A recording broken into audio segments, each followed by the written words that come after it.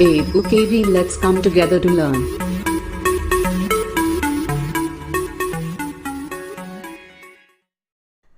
Welcome to our YouTube channel.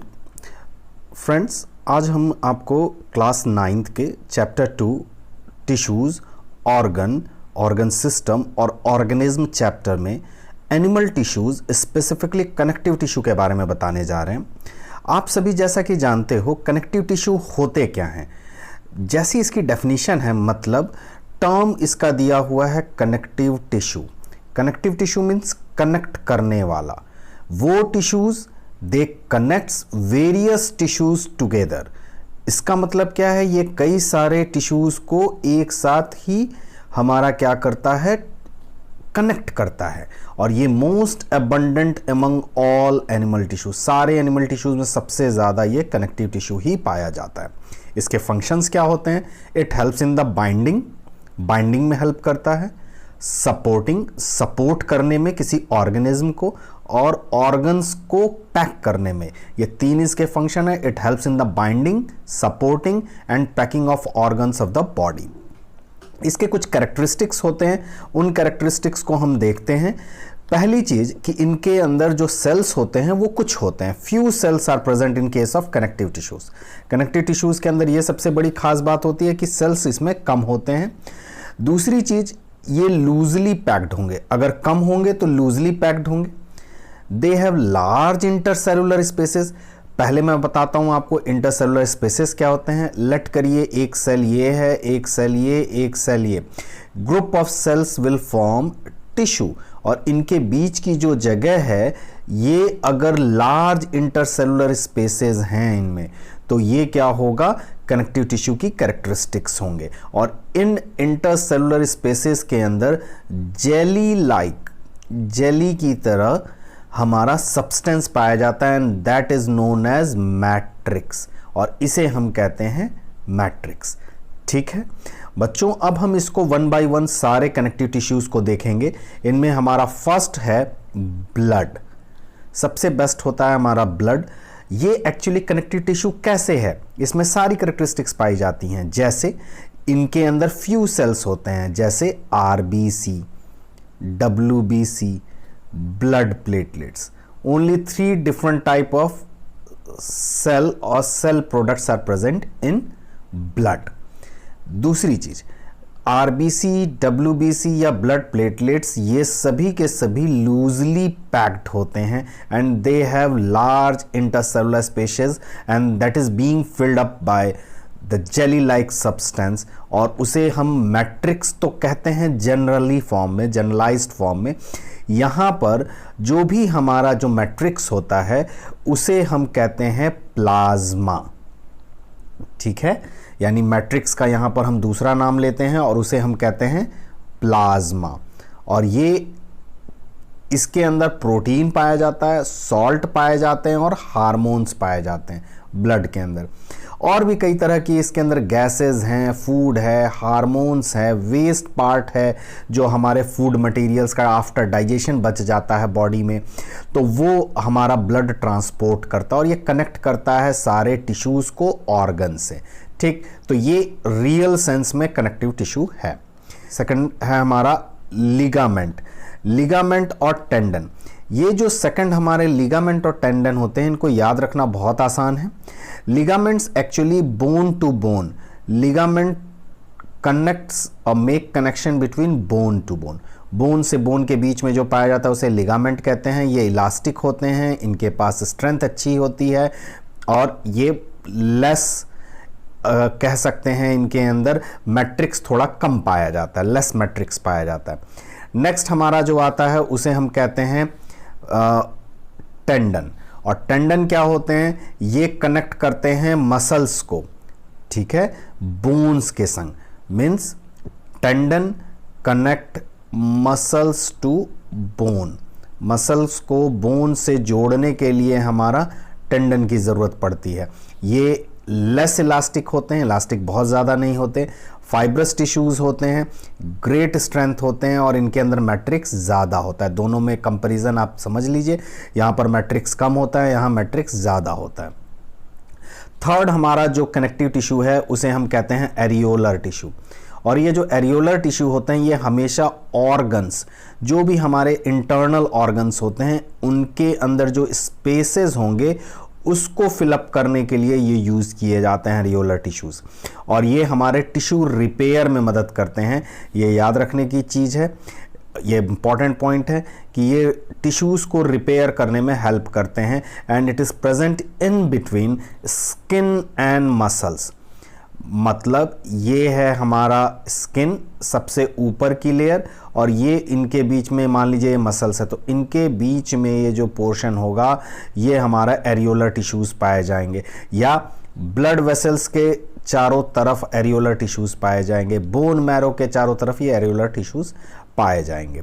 ठीक है, next हमारा कनेक्टिव टिश्यू होता है जिसे हम बोलते हैं बोन। बोन एज सच हमारा स्केलेटन का फॉर्मेशन करता है। बॉडी है, बॉडी में स्केलेटन का फॉर्मेशन कौन करता है? बोन करता है। और ये सपोर्ट करता है बॉडी को, एंकर्स द मसल्स, मसल्स को पकड़ कर रखता है। ये स्ट्रांग होता है बोन जो होता है, नॉन फ्लेक्सिबल होता है, बिल्कुल इनमें फ्लेक्सिबिलिटी नहीं पाई जाती है। और ये जो सेल्स होते हैं ये हार्ड मैट्रिक्स के अंदर पाए जाते हैं और ये कैल्शियम और फास्फोरस से मिलकर बने होते हैं। कैल्शियम एंड फास्फोरस, इन दोनों की मदद से बोन का फॉर्मेशन होता है। नेक्स्ट हमारा जो आता है उसे हम कहते हैं cartilage.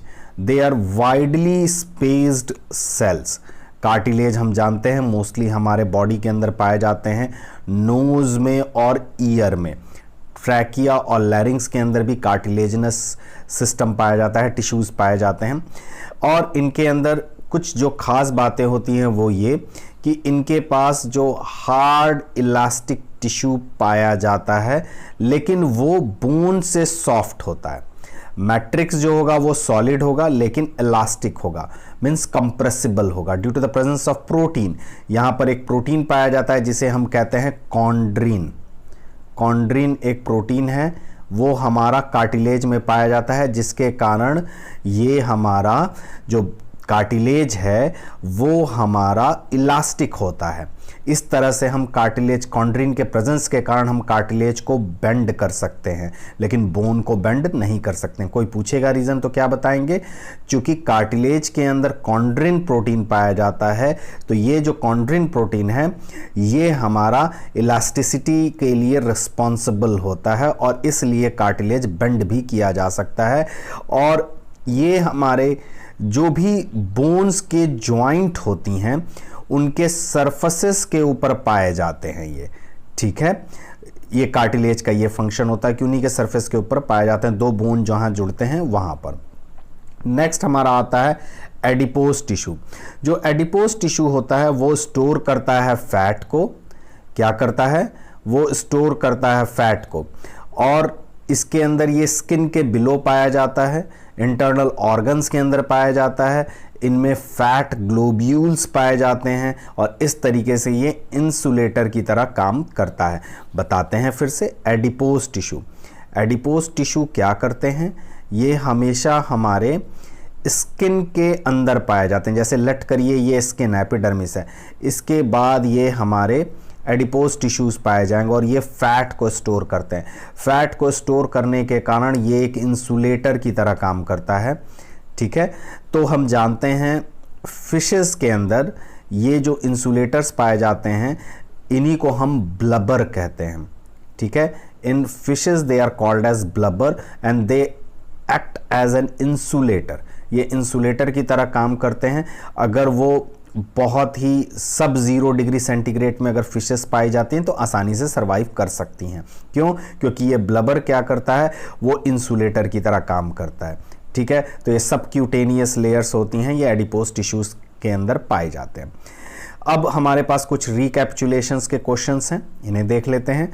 Name the tissue that is most abundant in the animals. आपको ये क्लास वर्क कॉपी में करना है। Next, name the tissue that helps in the transportation of substances to various parts of the body. Write its composition. इसका मैं hint दे सकता हूँ, ये हमारे हर बॉडी को पार्ट्स को कनेक्ट करता है। एक एग्जाम्पल ले सकते हैं, ब्लड। अब इसके बारे में आपको लिखना होगा कॉपी में। Next, why is blood called as connective tissue, ये भी मैं बता चुका हूं। Differentiate between ligament and tendon, इससे पिछली वाली स्लाइड में ही वो सारी बताए गए हैं। डिफरेंशिएट बिटवीन और difference between areolar and adipose tissue, ये सारे पॉइंट्स आपको बताए गए हैं। आप इनको रिकैपिचुलेशन के फॉर्म में राइट कर लीजिएगा, लिख लीजिएगा क्लास वर्क कॉपी में। नेक्स्ट हमारा जो आता है वो है मस्कुलर टिश्यू। तो जो भी मस्कुलर टिश्यू है इसके बारे में जब हम पढ़ेंगे तो हमको समझ में आएगा कि ये रिस्पॉन्सिबल होता है मूवमेंट ऑफ द बॉडी के लिए। मतलब ये हमारी बॉडी है, ये अगर मूव करके यहाँ आती है तो इसके मूवमेंट के लिए हमको मसल्स की ज़रूरत पड़ेगी, जो कि इस स्केलेटन सिस्टम के चारों तरफ पाया जाएगा। और इन मसल्स की मूवमेंट, मसल्स में मूवमेंट कैसे होगा, वो उनमें कॉन्ट्रैक्शन और रिलैक्सेशन इसकी मदद से होगा। इसको हम एक एग्जांपल से आपको बताएंगे कैसे हम पढ़ सकते हैं इसको। आप समझिए इनकी कैरेक्टरिस्टिक्स क्या क्या होती हैं। ये मस्कुलर टिश्यूज लॉन्ग होते हैं, मसल फाइबर्स से मिलकर बने होते हैं। एक इंडिविजुअल सेल्स ये मसल फाइबर है, ये मसल फाइबर है। और मसल्स के अंदर स्पेशल प्रोटीन पाया जाता है जिसे हम कहते हैं कॉन्ट्रैक्टाइल प्रोटीन्स।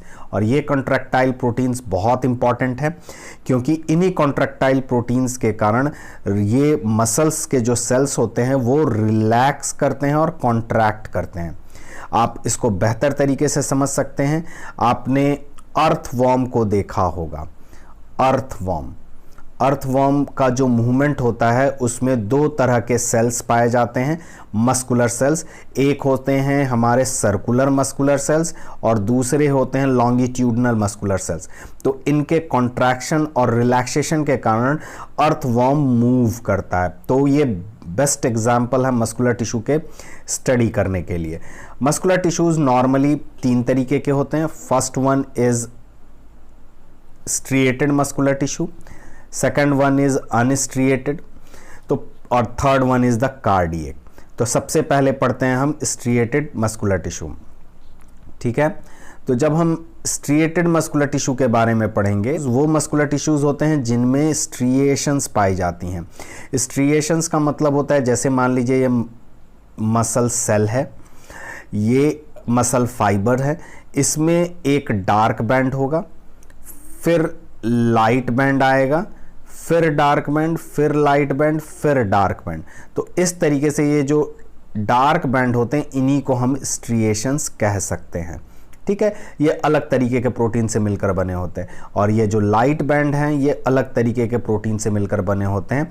एक एक्टिन से मिलकर बना होता है, एक मायोसिन प्रोटीन से मिलकर बना होता है।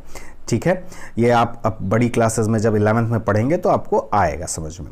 नेक्स्ट देखिए, स्ट्रिएटेड जो टिश्यूज़ होते हैं, स्ट्रिएशंस होते हैं, स्ट्रिएटेड मसल्स होते हैं, इनमें न्यूक्लियस पाया जाता है। ये नॉर्मली हमारे कहाँ पाए जाते हैं, ये हमारे मसल्स के अंदर पाए जाते हैं, हमारे मूवमेंट के लिए रिस्पॉन्सिबल होते हैं। नेक्स्ट हमारा जो आता है उसे हम कहते हैं अनस्ट्रिएटेड।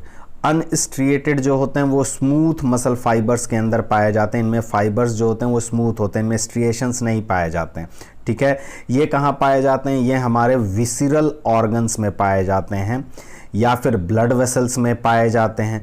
उन सब जगहों पे अनस्ट्रिएटेड मसल फाइबर्स पाए जाते हैं। And the third one is cardiac muscle fibre. Cardiac हम वो जानते हैं, वर्ड हमारा जो कार्डियक वर्ड है ये हार्ट के लिए यूज़ किया जाता है। किसके लिए यूज़ किया जाता है, हार्ट के लिए।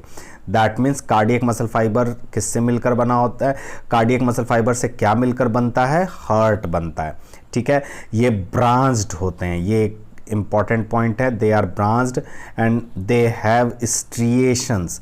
इनके अंदर स्ट्रिएशंस भी होते हैं, ये ब्रांच्ड होते हैं और न्यूक्लियस भी इनमें पाया जाता है। ठीक है, अब देखिए ये जो भी हमारे मस्कुलर टिश्यूज़ हैं और टाइप्स ऑफ मस्कुलर टिश्यूज़ हैं, इनमें हम कुछ मसल्स टिश्यूज़ के बारे में पढ़ते हैं।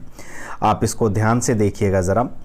इनके अंदर जब हम बात करेंगे तो सबसे पहला आता है स्ट्रिप्ड और स्ट्रिएटेड, स्केलेटल और वॉलंटरी मसल फाइबर्स। देखिए इसके 3 नाम हैं। पहला स्ट्रिप्ड और स्ट्रिएटेड, तो स्ट्रिएशंस जिनमें पाया जाता है उन्हें स्ट्रिप्ड या स्ट्रिएटेड कह सकते हैं। स्केलेटल होता है, इसका मतलब ये स्केलेटल सिस्टम का पार्ट होता है। नेक्स्ट है ये वॉलंटरी मसल फाइबर्स होते हैं। वॉलंटरी वर्ड मैं आपको समझा दूं, ये इंग्लिश का वर्ड है वॉलंटरी। वॉलंटरी का मतलब होता है जो हमारे कंट्रोल में है, यानी हमारे ब्रेन के कंट्रोल में है। तो वॉलंटरी मसल फाइबर्स वो मसल फाइबर्स होते हैं जो कि हमारे डायरेक्ट कंट्रोल में होते हैं ब्रेन के। जैसे अगर हम इस पेन को पकड़ें, ये पेन को मैंने होल्ड किया हुआ है, तो ये जो हमारा वॉलंटरी मसल है हमारे फिंगर्स पे और हैंड में है, जिस पाम में है, जिसने इसको होल्ड किया है। तो इस तरीके से हम कह सकते हैं कि ये वॉलंटरी मसल फाइबर का काम होता है, यानी हमारे ब्रेन के कंट्रोल में है ये। ठीक है, इसके बाद हमारे आते हैं दूसरे अनस्ट्रिप्ड। ठीक, इनके अपोजिट होते हैं, नॉन स्ट्रिएटेड होते हैं, और ये इनवॉलंटरी मसल फाइबर्स में हैं। ये एक्चुअली विसरल ऑर्गन्स के अंदर पाए जाते हैं, जो डायरेक्टली ब्रेन के कांटेक्ट में या डायरेक्टली ब्रेन से रेगुलेट नहीं होते हैं। जैसे स्टमक के मसल्स होते हैं, ईसोफेगस के मसल्स होते हैं, ये मूवमेंट में रिस्पॉन्सिबल होते हैं। तो ये सारे के सारे हमारे क्या होंगे, इनवॉलंटरी मसल फाइबर्स होंगे। और थर्ड जो होते हैं उन्हें बोलते हैं कार्डियक मसल फाइबर्स, जो कि हार्ट के अंदर पाए जाते हैं, और इनके बारे में अभी हमने पीछे पढ़ा है। ये ब्रांच्ड होते हैं और स्ट्रिएटेड होते हैं, और ये ब्रांच्ड होने के कारण, स्ट्रिएटेड होने के कारण ये रेगुलर आजीवन वर्क करते रहते हैं, कंटिन्यूअस परफॉर्म करते हैं अपनी ड्यूटी को। ठीक है, अब देखिए इनमें सबसे पहले हम कुछ प्रॉपर्टीज पढ़ते हैं।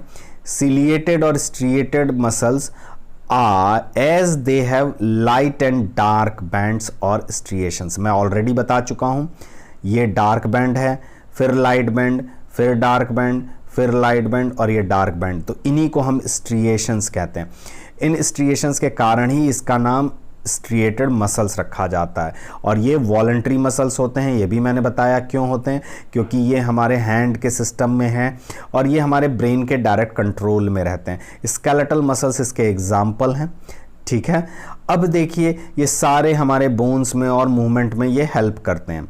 नेक्स्ट हमारा आता है स्ट्रक्चर। स्ट्रक्चर जो होते हैं वो लॉन्ग सिलेंड्रिकल स्ट्रेप्ड होते हैं, अनब्रांच्ड होते हैं। ये एक याद रखिएगा, ये अनब्रांच्ड होते हैं, इनमें ब्रांचिंग नहीं पाई जाती है। ये मल्टी न्यूक्लिएट भी हो सकते हैं, बहुत सारे न्यूक्लियस भी पाए जा सकते हैं। इनके अंदर फाइबर्स जो अरेंज्ड होते हैं वो बंडल्स में अरेंज्ड होते हैं, और उनमें लाइट और डार्क बैंड्स पाए जाते हैं। ये कहाँ पाए जाते हैं, हमारे लिम्स में पाए जाते हैं, लेग में, हैंड में, टंग में, फेस, नेक, बॉडी, हर जगह यही वॉलंटरी मसल्स फाइबर्स पाए जाते हैं। नेक्स्ट, इनकी जो वर्किंग होती है वो कैसी होती है, ये कॉन्ट्रैक्ट करते हैं क्विकली। जैसे हमने हैंड को वो किया, फोल्ड करना चाहा, तो हमारा क्या करेगा, ये कॉन्ट्रैक्ट करेगा, but can't remain contracted for a long time. बहुत देर तक वो कॉन्ट्रैक्ट नहीं रह सकते, सो गेट फटीग और टायर्ड। इनको एनर्जी की ज़रूरत पड़ती है एक वर्क को परफॉर्म करने के लिए। अगर मान लीजिए हमारा हाथ ऐसे फोल्ड हुआ तो बहुत देर तक बंद नहीं रहेगा, ये अपने आप खुल जाएगा। ठीक है, उसके बाद हमारा आता है अनस्ट्रिएटेड और non striated involuntary muscle fibres. जैसा कि मैंने बताया, ये हमारे स्ट्रक्चर में स्पिंडल शेप सेल से मिलकर बना होता है। ये यूनी न्यूक्लिएट होते हैं। फाइबर्स हमारे शीट्स की तरह अरेंज्ड होते हैं। इनमें भी डार्क और लाइट बैंड्स बिल्कुल एब्सेंट होते हैं, क्योंकि ये स्ट्रिएटेड नहीं होते इसमें, इसलिए इसमें स्ट्रिएशन नहीं पाए जाते हैं। ये कहाँ पाए जाते हैं, मैंने बताया था आपको, आइरिस में, यूरेटर्स में, यानी इंटरनल ऑर्गन्स में, विसरल ऑर्गन्स में, ब्रोंकाई ऑफ लंग्स, एलिमेंट्री कनाल में पाए जाते हैं, ब्लड वेसल्स में पाए जाते हैं। इन सब जगहों पर हमारा नॉन स्ट्रिएटेड और इनवॉलंटरी मसल फाइबर्स पाए जाते हैं। वर्किंग कैसा होता है, ये कॉन्ट्रैक्ट करते हैं धीरे धीरे, but can remain contracted for long time, so don't get fatigue और टायर्ड। ये एक खास बात है कि बहुत देर तक वो अपनी एक ही पोजीशन में रहते हैं, क्योंकि ये उससे फटीग और टायर्ड नहीं हो पाते। थर्ड हमारा आता है cardiac muscle fibre. Cardiac muscle fibre heart इन्हीं से मिलकर बना होता है। ठीक है, ये रिदमिक कॉन्ट्रैक्शन करते हैं। ठीक है, इनका दो काम होता है रिदम से। ये रिदमिक का मतलब क्या होता है, रिदम एक पर्टिकुलर उनका टाइम स्लॉट होता है जिसके हिसाब से ये कॉन्ट्रैक्ट और रिलैक्स करते रहते हैं, और पूरे लाइफ कॉन्ट्रैक्ट करते रहते हैं और रिलैक्स करते रहते हैं, और पूरे बॉडी को, ब्लड को पंप करते रहते हैं। स्ट्रक्चर कौन कौन से होते हैं, short cylinder shaped branch cells, uninucleate होते हैं ये ब्रांच्ड हैं, ये याद रखने की चीज़ है। फाइबर्स अरेंज्ड होते हैं इन टर्म्स ऑफ नेटवर्क, इनके अंदर फेंट, डार्क और लाइट बैंड्स पाए जाते हैं। लोकेशन ये हमारे हार्ट के वॉल पे पाया जाता है। वर्किंग ये कॉन्ट्रैक्ट करते हैं quickly, rhythmically, therefore do not gate fatigue और टायर्ड। ये जल्दी कॉन्ट्रैक्ट कर जाते हैं, इसलिए धीरे धीरे ये जल्दी फटीग और टायर्ड नहीं होते। ठीक है, नेक्स्ट हमारा इनका रिकैपिचुलेशन है। Name the tissue responsible for movement, आपको बताना होगा कौन सा टिश्यू है जो कि मूवमेंट के लिए रिस्पॉन्सिबल है। What is the role of contractile protein in muscles, मैंने अभी बताया है। What is the specific functions of cardiac muscles, भाई कार्डियक मसल्स है तो हार्ट के अंदर पाया जाता है, इसके फंक्शंस क्या हैं। Why are skeletal muscles known as striated muscles, skeletal muscle को स्ट्रिएटेड मसल्स क्यों कहते हैं, तो ये हिंट है क्यों कहते हैं। Next, how do cardiac muscles resemble both striated and smooth muscle fibre, ये आपको बताना है कि कार्डियक मसल ऐसा कैसे है कि वो स्ट्रिएटेड और नॉन स्ट्रिएटेड यानी स्मूथ मसल फाइबर दोनों से मिल रिजेंबलेंस होता है। तो आपको बताना है कि इसकी कौन सी कैरेक्टर वो रखता है और स्मूथ मसल फाइबर के कौन से कैरेक्टर उसके अंदर पाए जाते हैं। फिर बताना है आपको write two differences between muscles present in limbs, walls of alimentary canal and heart, आपको दो डिफरेंसेस बताने हैं इनके अंदर और डायग्राम से बताने हैं कि लिम्स के जो मसल्स होते हैं उनका कैसा स्ट्रक्चर होता है, वॉल्स ऑफ एलिमेंट्री कैनाल में जो मसल्स पाए जाते हैं, फाइबर्स पाए जाते हैं वो कैसे होते हैं, और हार्ट में जो पाए जाते हैं वो किस तरह के होते हैं। तो इनके दो डिफरेंस लिखना आप डायग्राम से सपोर्ट करके बता सकते हैं। 7th क्वेश्चन है, in what way are the various muscle fiber different with respect to the number of nuclei, number of nuclei के आधार पे आपको बताना है कि इन तीनों के बीच में डिफरेंस, स्ट्रिएटेड, अनस्ट्रिएटेड और कार्डियक मसल, इनमें कितने नंबर ऑफ न्यूक्लियाई, इनमें कितने नंबर ऑफ न्यूक्लियाई और इनमें कितने नंबर ऑफ न्यूक्लियाई पाए जाते हैं नंबर के अनुसार। 8th क्वेश्चन है, voluntary muscles are known as skeletal muscles, justify, voluntary muscles जो होते हैं उन्हें स्केलेटल मसल्स कहते हैं या जानते हैं, ऐसा कैसे, तो उसको आपको जस्टिफाई करना है। ठीक है, नेक्स्ट हमारा आता है नर्वस टिश्यू। जो नर्वस टिश्यू है वो हम जानते हैं कि इनके जो सेल्स होते हैं उन्हें हम क्या कहते हैं, नर्व सेल्स कहते हैं या न्यूरॉन्स कहते हैं। बहुत सारे नर्व सेल्स और न्यूरॉन्स जो होते हैं वो हमारे बॉडी को कनेक्ट करते हैं। ठीक है, इसलिए इन्हें कनेक्टिव टिश्यू भी कहते हैं, connective tissue to make a nerve. Function क्या है, हाईली स्पेशलाइज्ड टिश्यू है, ये हेल्प करता है transmitting stimuli from one place to other place in the body, एक जगह से बॉडी में एक जगह से दूसरी जगह तक अगर मैसेज पहुंचाना हो तो हमें इन स्पेशलाइज्ड टिश्यूज़ की ज़रूरत होगी। It controls all the activities of the body, body के सारे एक्टिविटीज़ को यही कंट्रोल करते हैं। लोकेशन क्या है भाई, ये ब्रेन के पास पाए जाते हैं, स्पाइनल कॉर्ड में पाए जाते हैं, नर्वस टिश्यू इन्हीं से मिलकर बना होता है। नेक्स्ट आता है स्ट्रक्चर, ये एक ट्री की तरह नज़र आता है, ये देखिए ऐसा ऐसा ऐसा, और इनमें ये डेंड्राइट्स निकले होते हैं। ठीक है, ये नीचे डायग्राम दिया हुआ है, ध्यान से आप देखना चाहें तो। अब इसके ट्री की तरह स्ट्रक्चर्स होते हैं, इनमें ब्रांचेस निकल आते हैं। न्यूरॉन के 3 पार्ट होते हैं, पहला है ये जो कि स्टार शेप्ड बॉडी होता है जिसे हम साइटॉन कहते हैं, इसके पास न्यूक्लियस होता है और साइटोप्लाज्म होता है। सेकंड एक लंबा सा पोर्शन होता है जिसे हम एक्सॉन कहते हैं, और ये क्या करता है, मैसेज को कैरी करता है, ऊपर से लेता है और नीचे की तरफ ले आता है। थर्ड हमारा होता है शॉर्ट ब्रांच्ड और पार्ट जिन्हें हम डेंड्राइट्स कहते हैं, ये हमारे क्या करते हैं, बाहर से मैसेज को कैरी फॉरवर्ड करते हैं और एक्सॉन की तरफ भेजते हैं ये। ठीक है, इन्हें कहते हैं नर्वस टिश्यू। अब हमको क्या करना है रिकैपिचुलेशन में, name the tissue that transmits stimulus in the body, अब बता सकते हैं कौन सी टिश्यू है, अभी बताया मैंने nervous tissue. State the function of the nerve cell, nerve cell का क्या फंक्शन है और हम इन्हें कहाँ पाते हैं, ये लाइन लिखी हुई है। एक्सप्लेन स्ट्रक्चर ऑफ न्यूरॉन, अभी वो जो डायग्राम हम देख रहे थे उनके अनुसार उनको देखते हुए हमको स्ट्रक्चर को बताना है। हमको बताना होगा कि साइटॉन क्या होता है, हमको बताना होगा कि एक्सॉन क्या होता है, हमको बताना होगा कि डेंड्राइट क्या होती है। ठीक है, इन 3 चीज़ों को आपको एक्सप्लेन करना होगा, difference between axon and cyton. Axon और साइटोन में डिफ्रेंशिएट करना है आपको। फिर उसके बाद आपका ये होमवर्क क्वेश्चंस हैं, इनको आप ध्यान से नोट कर लीजिए। नोटबुक क्वेश्चंस हैं, फ्लो चार्ट बनाना है आपको स्लाइड नंबर 18 का। In text question number 4 page 78, text book question 8, text book question 6, in text question 1 page 78, text book question 7 and in text question 3 page 78। इन दोनों को क्लब करके आपको करना होगा। Okay, thank you very much. Please subscribe, like and share the channel.